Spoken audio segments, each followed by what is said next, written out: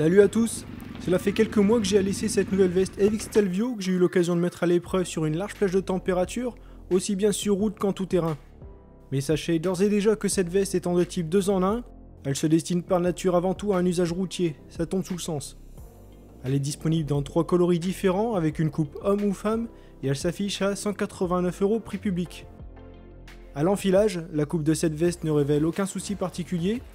Et j'irai même plus loin en précisant que malgré une perte de poids non négligeable entre le début et la fin de cet essai, je suis parvenu à effectuer l'ajustement nécessaire pour compenser le flottement qui apparaissait petit à petit.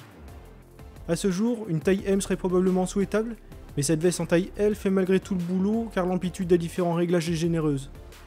De même que pour le type de gants que l'on choisit de mettre, je parviens aussi bien à mettre en place les manchettes à l'intérieur ou à l'extérieur de la veste en fonction du modèle, de la saison et des intempéries.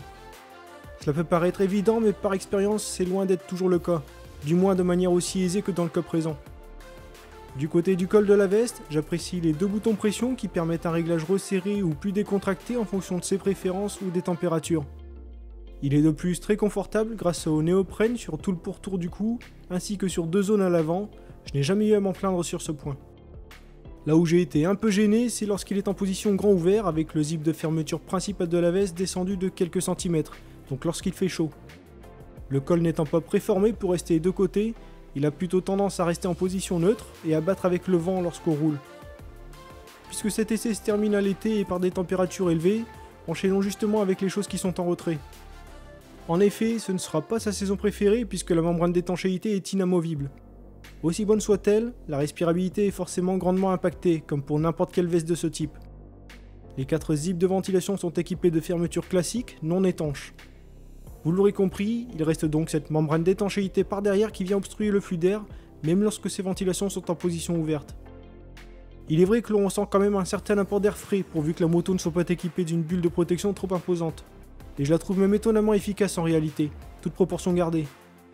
Les boutons pression qui servent à les maintenir bien ouvertes y sont pour beaucoup, c'est bien vu. Si la veste EVIC Stelvio reste convaincante par des températures comprises entre 20 et 25 degrés, elle trouvera vite ses limites au-delà.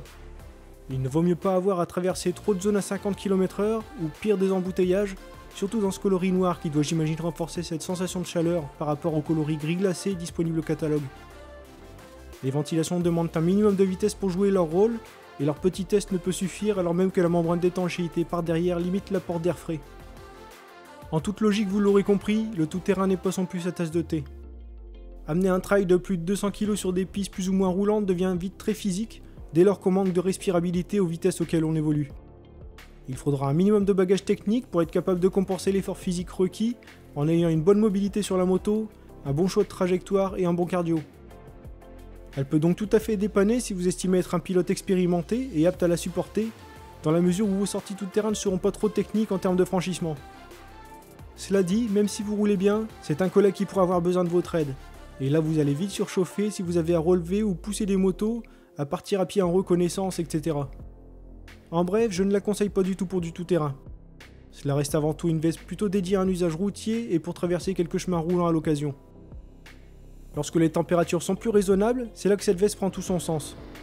Cela dépend bien entendu de la sensibilité de chacun, mais on aura tendance à retirer la doublure chaude vers les 10-15 degrés et à ouvrir les ventilations au-delà des 15-20 degrés à titre indicatif. C'est sous les 25 degrés qu'elle est le plus agréable et efficace en termes de régulation corporelle, donc à la mi-saison et en période hivernale. On parvient alors à passer plusieurs heures avec en finissant par l'oublier, d'autant plus que cela reste une veste relativement légère à porter, faite d'un textile polyester 600 deniers renforcé au niveau des coudes. Seules les coques de protection mobile certifiées de niveau 1, mais qui tombent bien au niveau des articulations, vous rappellent qu'elle est bien là puisque ces dernières ont plutôt un toucher assez ferme. À ne pas confondre avec leur flexibilité qui est par contre très bonne. Leur conception est tout à fait honnête, mais on n'est pas au niveau du confort d'un matériau comme le D3O ou équivalent que l'on retrouve sur des vestes plus haut de gamme. J'ai juste trouvé les coques d'épaule un peu petites à la limite. La dorsale de protection étant en option comme c'est presque toujours le cas, elle sera compatible avec la EVIC Full Back Armor certifiée de niveau 2. Concernant la période hivernale, je n'ai pas encore eu l'occasion de la mettre à l'épreuve en dessous des 8 degrés. N'étant pas quelqu'un de frileux, je suis persuadé qu'elle fera tout à fait l'affaire de toute manière. Mais ce que je peux dire, c'est que je l'ai trouvée agréable et que je ne me sens pas engoncé dans la veste équipée de sa doublure chaude. Si j'avais juste une remarque à faire sur cette doublure chaude, ce serait à propos de l'absence de mailles perforées sous les aisselles, comme cela se fait parfois. Lorsqu'on porte simplement une chemise ou un t-shirt en dessous, je trouve ça plus agréable à conserver malgré tout un minimum de respirabilité à ce niveau pour ne pas avoir trop facilement d'auréoles sous les bras pour ceux qui y sont sensibles.